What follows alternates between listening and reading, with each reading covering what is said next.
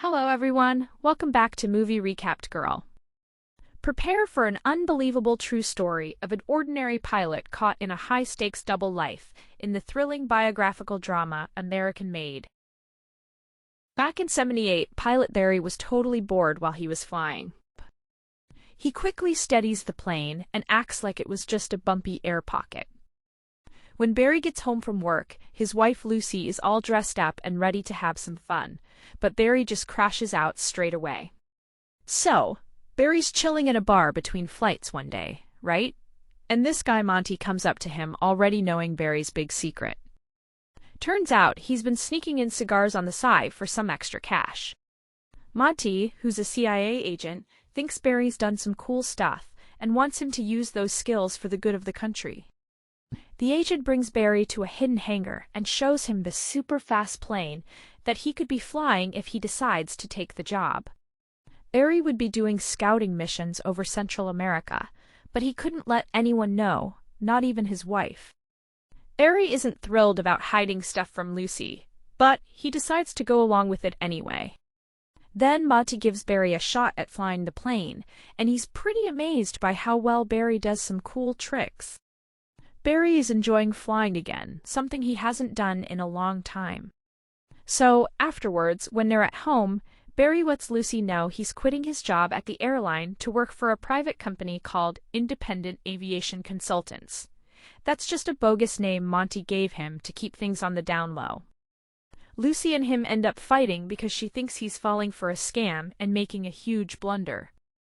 Barry starts to think she might be onto something, but as soon as he's on his next business flight, he gets so sick of it that he just up and leaves, without saying anything. So then, Barry ditches his day job and begins doing tasks for Monty. The Cold War's got the Soviets supporting rebels in Central America, and the CIA needs photos to see what they're up to. Barry takes the CIA's plane for a spin over several countries, flying low to snap really clear pictures. This usually means the rebels start shooting at him, but because he's such an awesome pilot, he always manages to get away without a scratch. It's pretty risky, but he's really jazzed about his new job. Monty's photos are so impressive that he's always getting compliments at work for the information he's gathered. One day, a bullet actually strikes Barry's plane, almost causing him to crash.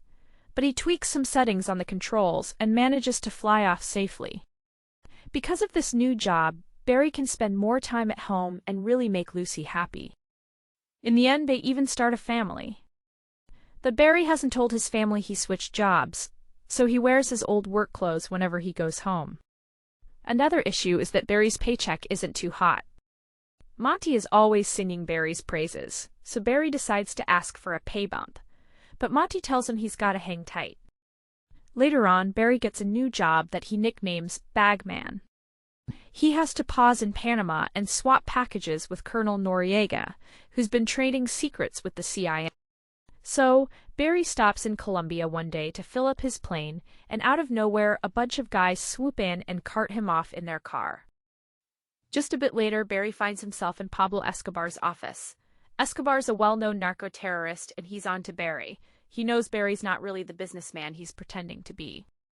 Pablo shows Barry around his farm and says he'll pay him a ton of cash if he'll help sneak their illegal stuff out. Barry digs the plan, but he spots a wrecked plane hanging in the trees. Turns out the farm's airstrip was too short, and that's what killed a few pilots.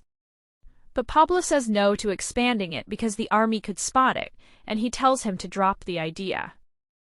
Then he can simply walk out. Barry feels disrespected about his abilities, so he says yes to the job. Then Pablo lets Barry know he needs to touch down in Miami to drop off the stuff. Barry reckons that's too risky and suggests they dump the stuff in Louisiana through a special door in the plane. The dealers just gotta show up to snag it. He shows the crew how to pack stuff, so it won't get damaged if dropped, and he has to keep them from putting too much on the plane. He still has some space, but if he gets too heavy, he won't be able to fly. After getting the plane as deep into the runway as he could, Barry stumbles upon a dude in the cockpit. The workers insist that Barry should get a guard for the product, but he says no, having to go over the issue of weight one more time. Before he heads out, someone gives him a cross for safety. So he hangs it up on his car's dashboard. Pablo and his mates have a wager going about whether or not Barry will make it through this. The plane has a hard time lifting off because of the heavy load and scrapes through some trees for a bit, but it finally gets off the ground. Then Barry gives the cross a smooch. The military radar in the U.S. catches sight of the plane. But Barry saw this coming. He zips around the oil platforms like a pro, tricking the military into thinking he's just one of the company's choppers. When Barry gets to Louisiana, he sets the plane to fly itself, opens the door, and drops the packages to the guys waiting below. Later on, Barry and Pablo are celebrating together. Pablo hands Barry a bag full of cash and starts chatting about the next drop-off. Just then, a load of soldiers circle the house and start shooting, and Barry freaks out. But Pablo and his buddies tell him to chill out, and then they all leave the room. Barry's clueless and freaks out even more when he spots a cop helicopter. He snatches his bag full of cash and attempts to bolt, but discovers a gunfight going on in the hallways. A soldier nabs him as the rest of the guys corner Pablo's crew in the lobby. A couple of days go by.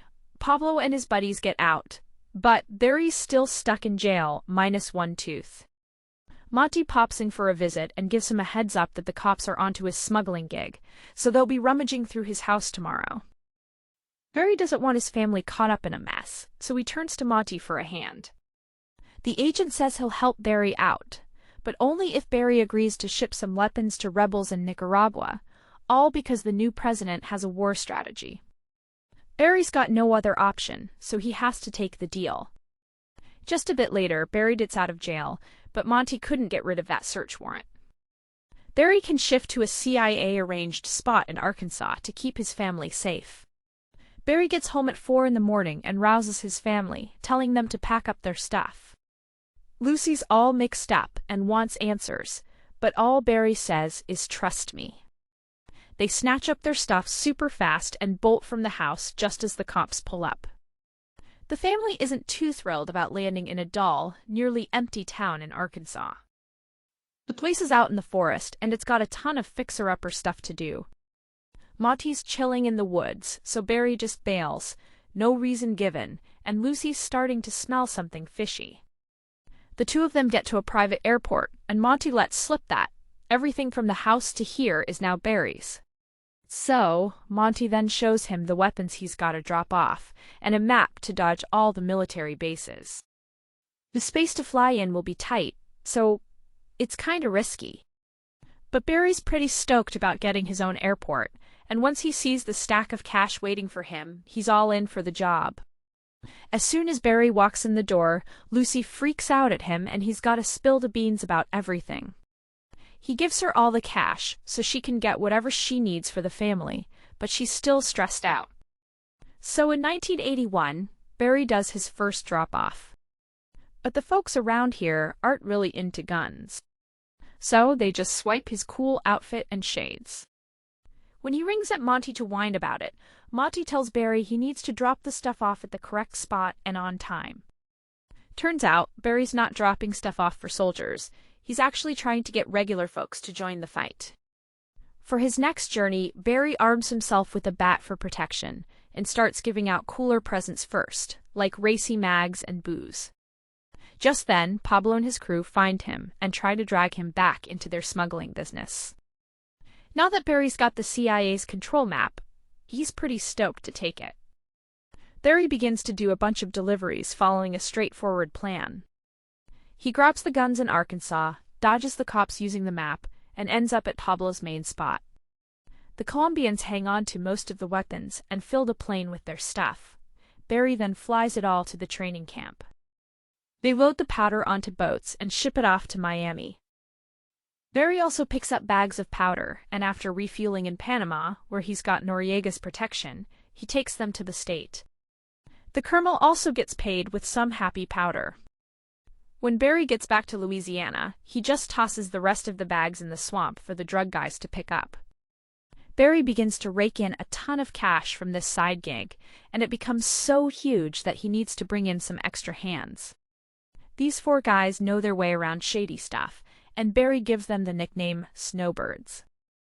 They all take separate flights to make the most money. So one day, Monty comes up to Barry with some big news. The U.S. government plans to use Barry's property to train the rebels. Before long, Barry's planes are filled with folks who are thrilled to ditch their rough areas, all because they fell for the big, shiny promise of the American dream. Every time Barry touches down in Latin America, the locals always come up to him, pleading for a lift. Before long, they've got a whole training camp going in Arkansas where these young guys are learning about guns. Barry just keeps on snapping photos and shipping out both guns and powder too. Some folks in town are getting a bit suspicious, but since Barry's doing a bunch of stuff that makes everyone happy, they're choosing to turn a blind eye. So, by '82, Barry's got himself a new ride and totally revamped his house. But he's got so much dough, he can't even stash it all in the bank without blowing the lid off his shady operations. So, to handle this, he starts a bunch of businesses in the town and makes up goofy jobs for the local folks. In the end, he even splurges on some new planes for his airport. Lucy's really into their new posh lifestyle, and she started tagging along with Barry to Pablo's parties. One night, Barry and his partner even get frisky while he's piloting the plane. Barry's got so much cash coming in that it's stacking up at home, so his plan is to stash it in the backyard. So Lucy's brother JB pops in one day, says he lost his job, and Barry, being the nice guy he is, offers JB a gig cleaning up at the airport. So the cash just keeps stacking up, and pretty soon there's no more space left in the backyard. By accident, the dog unearths a bag, and JB ends up stumbling upon some bags as well. When Barry swings open the barn door, he's buried under a pile of cash bags. He accidentally drops the money in the barn, right in the horse's hay. That afternoon, JB rolls up with a new ride and a girlfriend who looks way too young for him. Right away, Lucy takes the girl aside, and Barry gives JB a hard time for blowing money left and right. Back in '83, Barry and his team were wiped out after a hard day's work. That night, they slip up on their journey home, and finally, the government's radars manage to spot their planes. Barry realizes they can't outrun the army jets that started tailing them, because those planes are packed with the latest and quickest tech. He just tells his crew to chill and fly over the sea for the rest of the night. In the end, the jets run out of gas and gotta head back. At some point, the FBI realizes the small town in Arkansas is making a crazy amount of money. A guy swings by and can't help but notice. The place is swarming with banks, and don't even get me started on all the fancy cars lining the streets. Meanwhile, the Border Patrol stumbles upon Barry's planes and decides to send out their own. They've picked up a thing or two since last time, and now they're deploying regular planes that can match Barry's models. Barry can't shake them off, so he quickly swerves and ends up smack dab in the middle of a street. A car swerves off the road to dodge a wreck, and the plane keeps going, smashing a bunch of signs along the way. It finally comes to a stop after smashing into a bunch of trees in somebody's backyard. Barry quickly snags his money bag, leaves some cash for the locals, and nabs a kid's bike to make his getaway. Meanwhile, Pablo starts a fight with the government and gets his crew booted out of Colombia, so they decide to chill in Nicaragua. As soon as Barry heads out to see him, JB quickly swipes a bag of cash and heads into town. The sheriff spots him and starts chasing him down the street to cuff him, and before you know it, an FBI agent is on their tail too. Lucy rings up Barry to give him a heads up, but he's stuck until he wraps up his risky new deal with Pablo. When Barry gets back home, he phones JB, who's locked up, and tells him to keep quiet because he's got everything under control. So Barry rings up Pablo and says they gotta put business on hold till he sorts out this JB mess. But Pablo swears he'll fix it himself. A few hours go by, and JB's already out of the slammer. Barry drops him off in the middle of nowhere, hands him a wad of cash and a passport, and tells him to get lost from his life. JB is super mad, shouting at Barry and dissing Lucy as he jumps in his car. Barry steps up to protect Lucy, but stops dead in his tracks when he sees the car blow up. Clearly, JB is gone, so Barry shoves the wreck into the forest to cover it all up. So, a bit later on, Monty gets chewed out by his bosses because half the guns they sent to Nicaragua ended up with some criminals, not the rebels they were meant for. Monty swings by Barry's place to call off the whole show and tells all the rebels to head back home. He tells Barry to hang tight for another call, but it's pretty obvious the CIA is cutting him loose. When Monty gets back to the office, he tells his crew to torch all the papers about At. Meanwhile, Barry is telling the snowbirds to grab their stuff and bolt, but they're clueless about what to do with all the firearms. That night, a bunch of cops show up at the airport, from the FBI to the Fed police. Barry gets busted and demands to make a phone call, but when he dials Pablo's number, turns out it's not even a real number. A bunch of cops circle Barry as he's chatting with the lawyer, who gets cut off mid-sentence by a call from the governor. The cops can't believe their ears when the lawyer says Barry can leave. The moment Barry steps out, some guys in suits swoop him up and whisk him off to the White House. He goes to a meeting with bigwig military guys, who are super keen to show that Latin America is the root of all trafficking, and they're hellbent on nabbing Pablo. They want Barry to keep sneaking stuff for Pablo, but also to collect the proof they need as a secret spy. Clearly, Barry takes the job. In 1984, the government hooks Barry up with a new plane and points out all the hidden cameras to him. He just needs to snap some photos. Barry's freaking out because he thinks the cameras stick out like a sore thumb, but he can't quit now or else he's going to jail. Barry and a snowbird buddy take off in their new plane, braving a storm to get to Nicaragua. The moment they touch down, they're met by pissed-off soldiers who force the two to kneel. Before long, Pablo's right-hand guy shows up and tells his crew to blast the foreigners, then cracks up. Turns out, it's only a joke. Then Barry goes to see Pablo. It's a bit awkward at first, but Barry manages to persuade him that they're still buddies. They keep on with the delivery as normal and manage to snap all the necessary photos. A bit later, the government goes on TV to say they've won the fight against the smugglers. They show the photos on screen as evidence, but they don't hide Barry's face, which really ticks Lucy off. Meanwhile, Pablo and his crew find out that Barry's been playing them. Barry rings up a government guy for help. The guy says sorry for accidentally putting out the photos, but also tells Barry he knew what he was getting into. So Barry has one last meal with his family that day, and he tells Lucy to wear all her pricey bling before the feds show up. That way they can't snatch it away from her.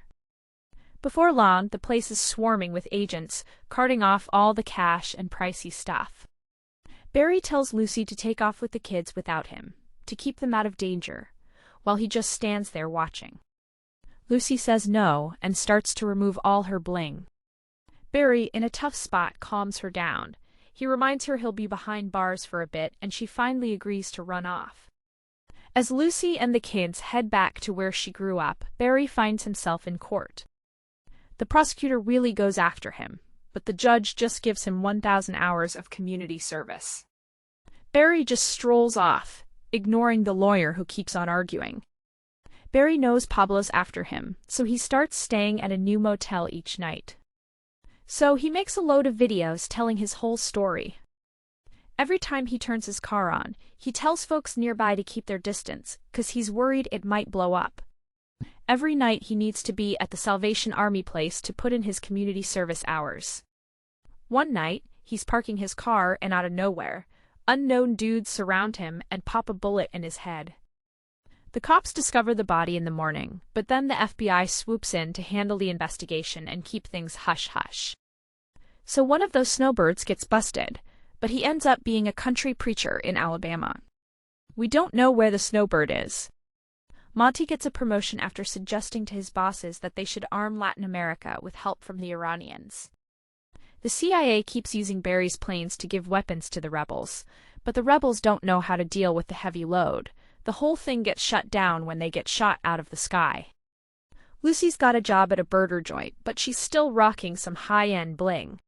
So, this is actually a true story, and it's the event that kicked off the whole Iran-Contra drama.